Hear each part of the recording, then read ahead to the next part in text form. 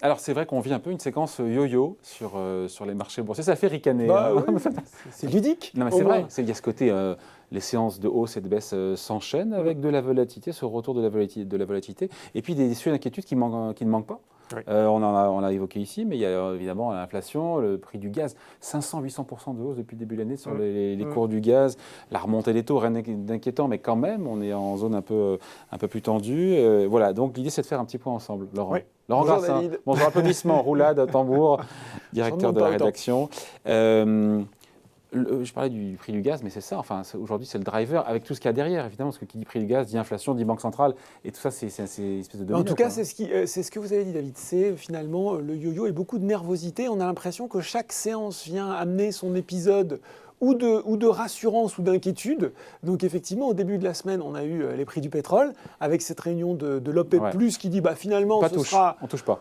400 000 barils de plus en novembre. Donc tous les mois d'ailleurs. Tous les mois, c'est pas ce qu'on attendait.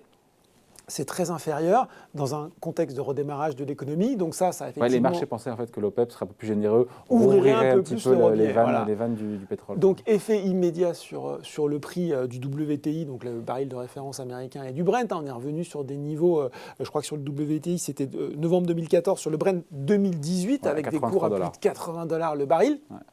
Résultat, effectivement, des marchés qui tanguent, les pétrolières qui en profitent, mais d'autres valeurs qui sont notamment les technologiques qui recommencent à être pénalisées.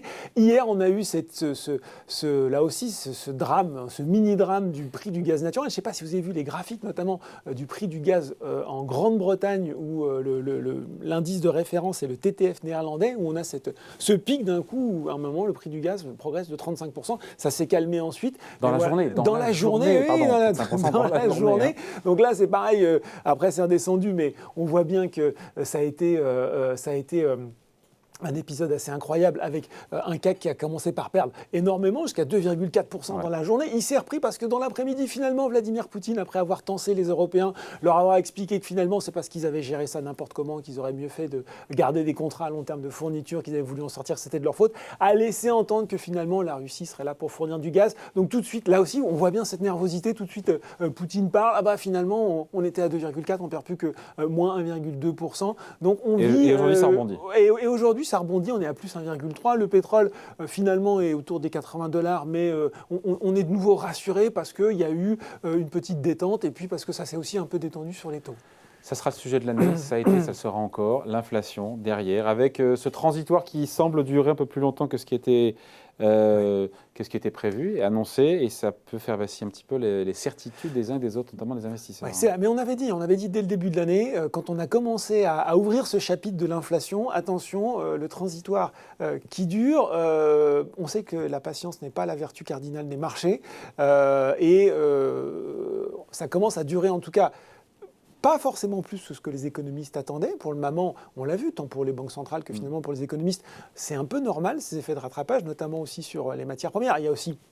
Il y a plein de choses qui se conjuguent. Il y a effectivement l'augmentation des matières premières, il y a les goulets d'étranglement, il y a le transport, il y a plein de choses qui augmentent comme ça l'inflation, qui n'est pas encore structurelle. On va sans doute y revenir. Ce qui est sûr en tout cas, c'est que tout ça dure et qu'on n'en a pas encore vu le bout complètement et que on s'impatiente. Il faut rappeler quand même que l'inflation en septembre en zone euro, elle a atteint 3,4%. Aux États-Unis, c'est 5,3%. Et là, on est de plus en plus en train de se dire, on l'a vu maintenant, on est en train d'enchaîner sur mon Dieu, pourvu que tout cela ne fasse pas des effets de second tour. Et tout le monde, d'ailleurs, nombreux observateurs qui sont des invités d'Ecorama se relayent sur le plateau pour dire surveillons les salaires. Ouais. Il ne faut surtout pas que cette boucle prix-salaire se mette en marche parce que sinon, là, plus personne ne rigole. Ouais, tout ça est lié évidemment, mais il y a cette remontée des taux d'intérêt aussi qu'on voit. Taux d'intérêt à 10 ans. Alors... Oui, non mais là aussi, c'est vrai que oui, remonter des taux, en même temps, on est repassé, on est autour de 1,5% pour le taux américain à 10 ans. Il était... Une croissance de 6% des États-Unis. Voilà. Et une inflation à 5%. Une inflation, et je relis des tribunes récentes. Vous les trouvez sur Internet sur, attention, le crack obligataire est devant nous. Voilà. Donc vous en parliez d'ailleurs avec Patrick Artus. Qui lui a dit non, il n'y aura pas de crack obligataire. Oui, lui, il écarte le risque. Il écarte le risque parce qu'effectivement, il y a quand même les banques centrales qui sont là avec la taille de leur bilan. Et puis aussi, si on remet en contexte, finalement, le taux américain à 1,5%, il a remonté. là, il ne s'est pas non plus enflammé. Pareil, aujourd'hui, finalement, il est autour de 1,5. On a l'impression qu'à chaque fois qu'on voit un mouvement et on se dit « Oh là, ça y est, c'est le début de quelque chose », hop, puis la séance d'après, ça redescend. On était à 1,5% au début de l'année. Donc finalement, il y a une autre façon de voir, de se dire que finalement, on est sur des niveaux qui restent, certes, qui sont, oui, ça va augmenter, tout le monde est assez d'accord sur le fait que les taux vont augmenter, mais ça reste raisonnable, on n'est pas en train de perdre complètement le contrôle dans l'absolu. Et finalement, David, on est passé, c'est là aussi où on commande doctement tout ça, mais il y a quelque chose peut-être d'un peu drôle, c'est qu'on est passé en quelques mois c'est la reprise de la croissance, les économies réouvrent, souvenez-vous, c'était il y a 3-4 mois, début 2021, les économies réouvrent, le Covid, c'est pas si loin, tout ça redémarre, les bénéfices sont en rendez-vous, alors certes, il y a un peu d'inflation, mais tout ça nous donne le début d'un nouveau super cycle de croissance, et on se retrouve en octobre, vous et moi, à dire attention, la croissance s'annonce peut-être moins forte que prévu. Ça ralentit en Chine. Ça ralentit en Chine, l'inflation est plus forte, moins de croissance, plus d'inflation. Et certains nous reparlent même de stagflation, le mot qu'on n'avait plus vu depuis des années. Donc c'est sûr que quand vous êtes investisseur institutionnel et encore plus particulier, vous vous dites mais qu'est-ce qui vient de se passer en 3 mois pour que mon scénario rose soit soudain plein de nuages. Je rajoute à ça, David, on pourrait aussi nous expliquer comment dire, la tragicomédie, on n'a pas besoin de ça aux États-Unis, le shutdown, le plafond de la dette. On se le rejoue régulièrement avec la même conviction et tout le monde là dit qu'est-ce qui va se passer. Bon, finalement, ils arrivent toujours à se mettre d'accord. Républicains démocrates pour augmenter. Pour relever ce plafond de la dette, ne pas faire que les fonctionnaires américains se retrouvent sans salaire. Rentrent chez eux. On l'a vécu sous Trump d'ailleurs. Finalement, le plus gros bémol là-dessus, c'est quand même les plans de relance qui seront au final, notamment aux États-Unis, moins généreux qu'on ne le pensait. Écornés. Ça veut dire que dans ce climat indécis, flou, tout ça va rester flou dans les mois à venir. Le yo-yo pourrait se poursuivre. Honnêtement, c'est un peu l'atmosphère générale du moment. Quand vous écoutez les gérants, les analystes, ils sont tous en train de dire attention. En plus, au niveau saisonnalité, les mois de septembre-octobre sont pas les meilleurs. Voilà. Donc, on va rester un petit peu sur cette thématique. On va rester sur les thématiques de surveillance du salaire. D'ailleurs, ça, c'est un point de vue intéressant. Je l'ai vu dans une tribune d'Hervé Goulet-de-Quer de LBPM qui disait attention.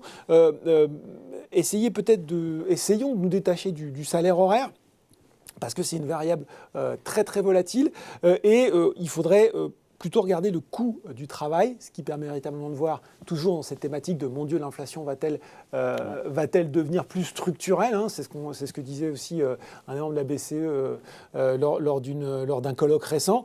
Et lui, il expliquait qu'en fait, on était plutôt sur le salaire horaire parce qu'il était publié plus souvent, et que donc on n'a là aussi pas la patience d'attendre de voir si vraiment il y avait des effets sur le coût du travail.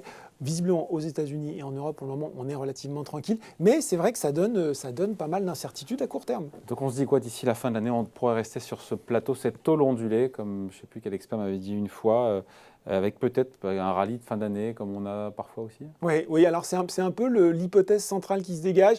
Quand vous regardez les gérants, quand vous parlez avec eux, on reste exposé en action, on trouve que les fondamentaux restent solides, tant sur le point de vue de la croissance et des résultats, mais dans le pipe, enfin dans les nouvelles, on va peut-être avoir effectivement des nouvelles sur une croissance qui reste forte, mais moins forte que prévu. Là aussi, ça joue sur les anticipations des bénéfices d'entreprise qui vont rester bien orientés, mais peut-être moins bien que prévu. Et puis, paradoxalement, on va peut-être garder des mauvaises nouvelles. Peut-être que si le Brent continue à augmenter, chaque fois, on va commenter le cours du Brent. Ah mon Dieu, le pétrole est à 90. Et l'impact que ça peut avoir, encore une fois, sur la politique monétaire de la Fed, de la BCE, qui pourrait resserrer plus rapidement que prévu. Mais voilà, en fait, finalement, c'est ça. C'est-à-dire que ce qui pourrait vraiment faire dérailler ce scénario, c'est une inflation qui devient structurelle. On n'y est pas, mais voilà, ça, ce serait le truc.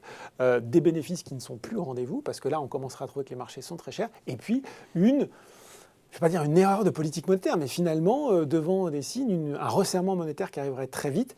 Là, plus vite qu'attendu. Plus vite qu'attendu, et ça, c'est ce qu'on veut tous éviter, parce que là, il y aurait de vraies raisons de s'inquiéter. Bon, on n'en est pas encore là. Non. Mais non. Et effectivement, on va terminer sur cette note optimiste, parce que là, on s'est fait peur. C'est vrai que le consensus, entre guillemets, est de dire qu'on va plutôt, après cette période, qui nous conduirait jusque, peut-être la fin de l'année, début de l'année prochaine, on verrait la fin de ce côté transitoire de l'inflation, et peut-être là, une remontée des marchés d'actions. On sera là pour le commenter. Merci beaucoup, Laurent. Merci, David. Bonne journée, salut.